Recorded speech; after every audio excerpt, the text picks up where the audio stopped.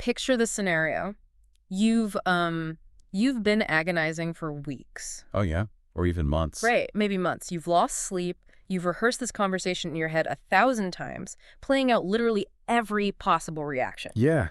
And you finally gather the courage, you sit down with this person you care deeply about, and you lay out the undeniable reality of their substance use, the missed work, the behavioral changes, the financial strain. All the evidence? All of it. And they just look you dead in the eye and say, I don't have a problem. I can stop whenever I want. Wow. The air just completely leaves the room in that moment. It really does. Because as a family member or a friend, you are holding this massive mountain of evidence, right? This immense weight of fear for their life. Yeah. And with just a single sentence, they completely refuse to acknowledge that the weight even exists. It's entirely disorienting. It's a suffocating feeling. Because you immediately hit what feels like an impenetrable brick wall. You hear things like, I'm not going to rehab, or the absolute classic. So overreacting. Yes, you're overreacting, and suddenly the conversation is just over before it even started. Yeah.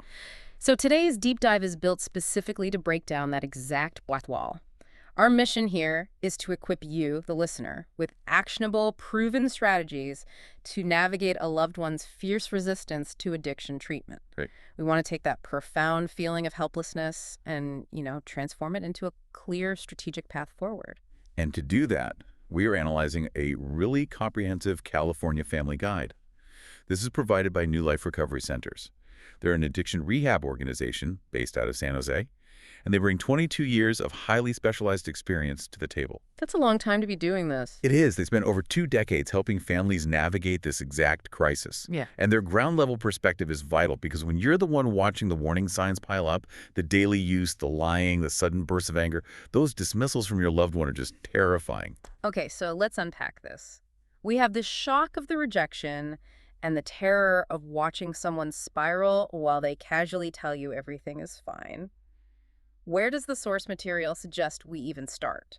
Well, what's fascinating here is that we have to fundamentally overhaul our interpretation of the word no. Okay, how so? Because in the context of active addiction, a refusal is almost never just a refusal. It is heavily layered. It's basically acting as a mask for something much deeper. Right. The New Life Guide points out a really critical foundational concept. When someone refuses treatment, it does not mean they simply don't care. We have to recognize that addiction chemically alters a person's brain structure. It physically changes it. Exactly. It compromises their judgment, shifts their survival priorities, and severely damages their emotional regulation. So, the compass is just broken. When they're denying the problem, they aren't necessarily executing some malicious plan to gaslight you. No, not at all. Their internal reality is fundamentally distorted by the substance. Right. The compromised brain is doing whatever it takes to protect the supply of the substance. And because we can't change behavior until we understand its root cause, the guide spends a lot of time analyzing what actually drives this resistance. And denial is a big part of that, right? It's the most visible layer. It operates as this powerful defense mechanism where the individual minimizes the severity by constantly pointing to external validators. Like what? Well, they tell themselves things like, I still hold down my job, or, I only drink expensive wine, or I'm not on the street like those other people. The illusion of the high-functioning user. Exactly. But beneath that denial, the source material digs into the sheer terror of physical withdrawal, and I think people who haven't experienced it drastically underestimate how powerful that physical dependency really is. Oh, absolutely. The dread of detoxing can completely eclipse the fear of the addiction itself. Because the physical dependency literally holds the central nervous system hostage. The brain sends these panic signals suggesting that without the substance, your actual survival is in jeopardy. Wow. Yeah, and layered right on top of that biological terror is an overwhelming sense of shame. Which people don't often see. Right, because deep down, past the bravado and the denial, many individuals are acutely aware that they're failing their families. Admitting they need to go away to rehab is the ultimate undeniable admission of that failure. It just strips away whatever dignity they feel they have left. Plus, there is the fear of the unknown. Asking someone to go to treatment is asking them to abandon their primary coping mechanism, blow up their daily routine, and often cut ties with an entire social circle built around their use. It's a massive ask. It reminds me of trying to rescue someone from a burning building, but they are absolutely paralyzed by the height of the fire escape. Oh, that's a great way to put it. Yeah, That they aren't rejecting your help. The prospect of the exit route itself is just as terrifying as the flames. that analogy perfectly captures the internal paralysis. Mm. And we should also look at how mental health plays into this. Right. The source material highlights that conditions like severe anxiety, undiagnosed trauma, or deep depression frequently coexist with substance use. So when someone is already drowning in clinical depression, the sheer administrative effort of seeking out a treatment center, making the phone calls, packing a bag, it feels completely insurmountable. It's just too much.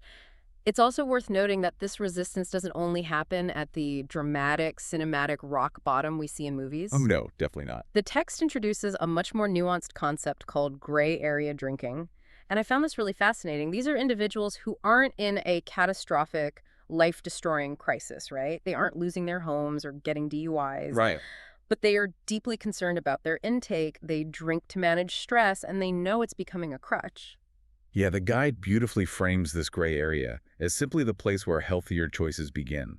But the resistance here is incredibly tricky because society often validates gray area drinking. Oh, for sure. It's the mommy wine culture or the work hard, play hard corporate environment.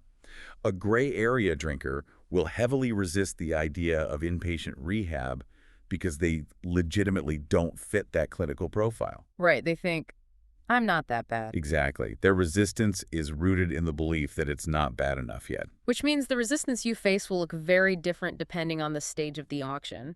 But regardless of whether they are a gray area drinker or dealing with a severe dependency, the core drivers are fear, shame, and a compromised brain. Exactly. Knowing that, responding to the refusal with screaming or lecturing is about the least effective thing you can do. It just triggers more defensiveness. It absolutely does. Which brings us to the communication strategies, the actionable do's and don'ts from the guide.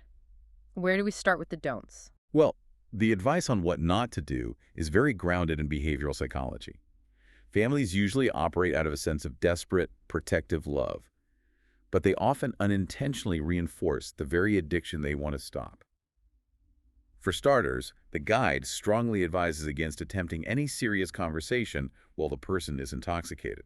Because you aren't talking to them, you are talking to the substance. Exactly the case. Important, life-altering conversations require cognitive presence and state-dependent memory. If you argue with them at 11 p.m. when they're impaired, they may not even retain the memory of the conversation the next morning. Which just leaves you frustrated and them totally confused. Right. Furthermore, the text warns against making empty threats. If you threaten to kick them out or take away the car, but you aren't emotionally or logistically prepared to actually do it, you teach them that your words have no weight. You essentially train them to call your bluff. You do. And the guide also points out the danger of shaming. Statements like, you're ruining this family, or why are you doing this to us? Those are so common. They feel so justified in the heat of the moment, but they just feed directly into that deep well of shame we discussed earlier.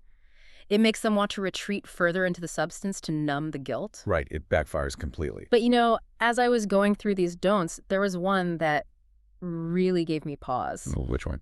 The guide says to stop repeatedly rescuing them from consequences. Things like paying their debts or calling their boss with an excuse. And I really struggle with this one. It's a tough one for a lot of people. It is basic human nature to protect your child or your spouse. I mean, if my loved one is staring down an eviction notice, paying their rent is quite literally keeping a roof over their head. Yeah. How do you reconcile the instinct to keep them safe with the advice to basically let them fail? That is the ultimate question. If we connect this to the bigger picture, we have to examine the mechanics of denial. For denial to survive, it requires a buffer between the person's behavior and reality. Every time you pay the rent, cover a bounce check, or lie to their employer to save their job, you are acting as that buffer. You are artificially insulating them from the natural friction of their choices. I'm essentially making it comfortable for them to continue using. You are. The undeniable, painful consequences like losing an apartment, facing legal trouble, or losing a job are frequently the only forces heavy enough to crack through that compromised judgment. Wow. By rescuing them out of love, you are inadvertently delaying the exact crisis that might finally prompt them to accept help. It is excruciating for a family to step back, but rescuing is ultimately a roadblock to recovery. It's a brutal paradox. To save them, you have to stop saving them. Perfectly said. So if we strip away the rescuing, we stop the late-night arguments, and we drop the empty threats, what actually moves the needle? Clarity and preparation. When you approach them, the guide suggests stripping away all the emotional adjectives and sticking strictly to I statements and observable facts. Give me an example. Well, saying, "You are a selfish addict," just invites a fight about whether they are selfish. Instead, you say, "I am incredibly worried about your health. You missed work on Tuesday and Thursday of this week, and you fell asleep at the dinner table last night." You remove the label entirely. Yes. It's impossible to argue with the timeline of events. It's just the recorded history of the week. Exactly. You keep the temperature of the room low. And the most critical piece of advice from the New Life Guide is to offer an immediate, frictionless solution right in that moment. This stood out to me as a huge game changer. You don't just say, you need to get help and leave it hanging in the air. No, you can't. You have to understand that the window of willingness might only stay open for 5 minutes before the fear of withdrawal or the shame shuts it again. Right. You need to have the assessment call scheduled or the insurance pre-verified, or quite literally have the car keys in your hand ready to drive them. Wow. When you remove the administrative friction, you drastically lower the threshold for them to just say, okay. You make the path of least resistance the path to the treatment center. Exactly. But let's be realistic for a moment. You can use all the perfect I statements, you can stop rescuing them, you can have the car keys in your hand, and they might still look at you and refuse. It happens all the time. When the communication strategies fail, how do you protect yourself without entirely abandoning them? This is where we transition from communication tactics to the rigorous enforcement of boundaries.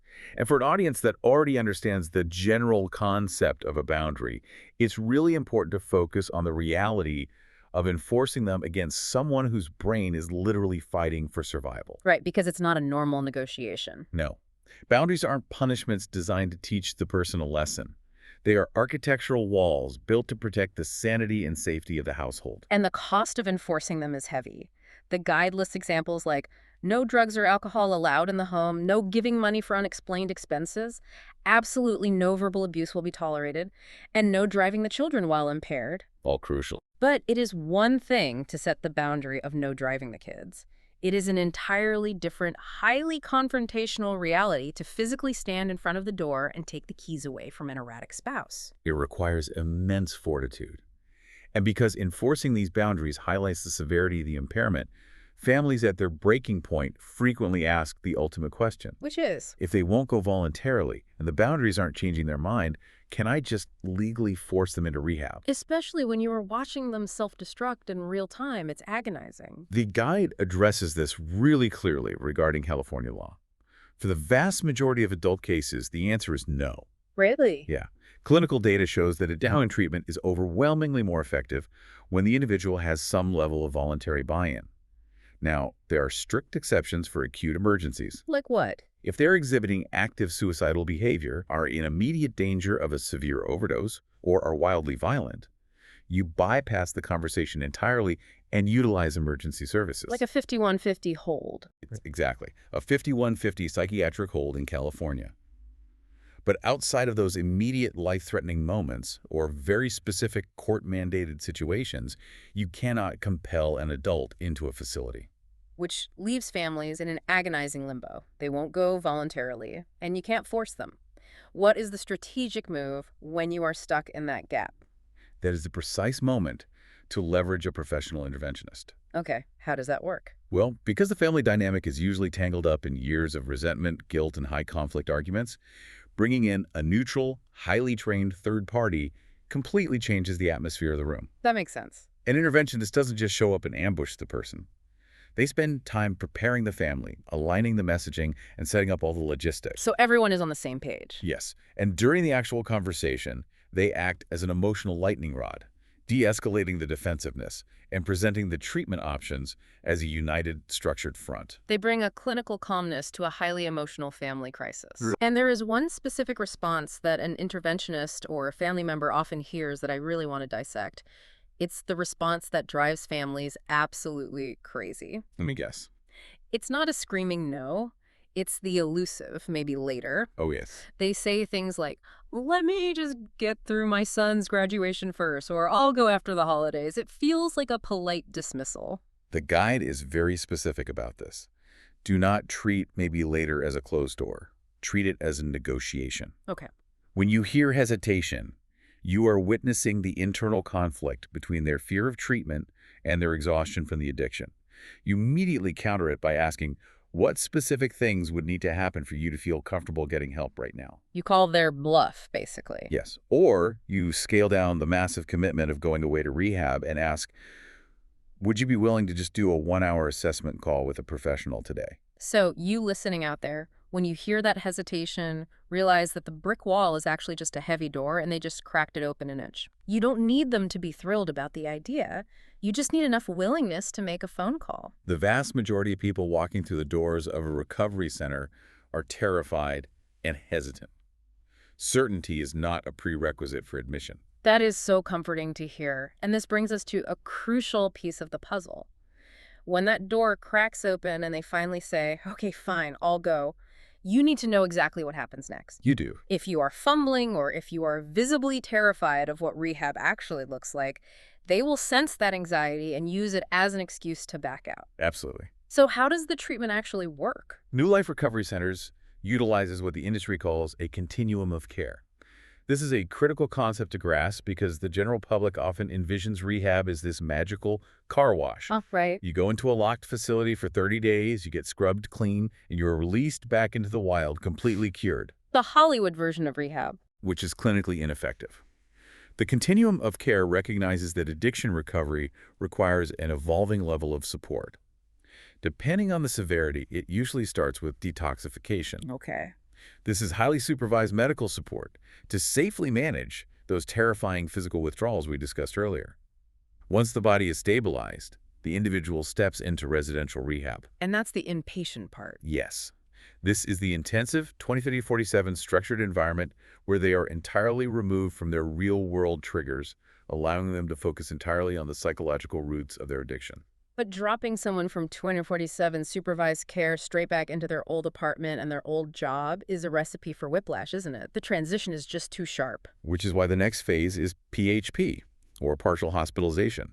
Despite the clinical-sounding name, it essentially functions as a rigorous day school for recovery. A D school. I like that. Yeah, the individual might spend 5 or 6 hours a day in intensive therapy and structured programming, but they return to a sober living environment or their own supportive home in the evenings. So they get to practice. Exactly. They start practicing sobriety in the real world while still having a massive safety net during the day. It's a staircase.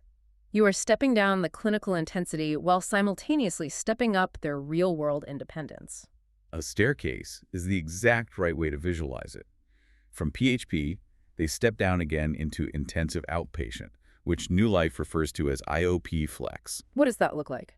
This might involve 3 evenings a week of group and individual therapy. It allows the person to actually return to their career, go back to school, and rebuild their family life while still being tethered to clinical accountability. That's great. They even offer virtual IOP through California telehealth to remove geographic barriers. And finally, the continuum extends into family and alumni programs to maintain that lifelong connection to a sober community. I also want to touch on the logistics quickly because the guide answers a few common, very practical questions. First, timeline. Is a standard 30-day program enough? Well, the data in the source notes that for some individuals with a really strong foundation, 30 days can be effective. Okay. But for severe dependencies, chaotic home environments, or a history of repeated relapses, a 90-day continuum provides a vastly better statistical chance at long-term success. Changing brain chemistry takes time. It does. And the second logistical hurdle is usually financial. How is this paid for? Having this information organized is how you capitalize on that 5-minute window of willingness. Oh, for sure. The guide specifies that New Life works with most major PPO insurance plans, employee assistance programs, and union benefits. However, they explicitly note they do not accept Medicare or Medi-Cal. Right, that's an important detail. Knowing those exact parameters beforehand means when your loved one finally says yes, you aren't scrambling on Google trying to figure out if your insurance works. You're simply executing a prepared plan. That level of preparation drastically reduces the anxiety of the moment for both of you. So as we wrap up this deep dive, let's pull all these threads together. The core message we want you to carry forward is that a no today does not mean no forever. Absolutely not. Addiction is a progressive condition, but so is willingness. Change happens incrementally. It happens as the buffer is removed and the natural consequences increase, as the physical and emotional toll weakens their denial, and as your boundaries remain unshakable. And, I'd like to leave you with one final, perhaps slightly uncomfortable thought to ponder. All right, let's hear it. We spend an enormous amount of mental energy focusing on the person struggling. We strategize, we build boundaries, we manage the crises. But when that continuum of care actually works, and they begin to stabilize and rebuild their life, a sudden vacuum is created in your life. A vacuum? Yeah. Think about it. If you have spent the last 5 years functioning as a warden, a crisis manager, and a rescuer, who are you when you no longer have to play those roles? Oh, wow. True recovery doesn't just ask the individual to change their identity. It requires the family to rediscover theirs outside the shadow of the addiction. That is a phenomenal point. The healing has to happen on both sides of the relationship. That suffocating silence you face, that impenetrable brick wall, we now know it's just a very heavy, deeply locked door. And today, you've been given the blueprints to help them finally turn the handle. Thank you for joining us on this deep dive. Stay prepared, stay incredibly consistent, and most importantly, stay hopeful.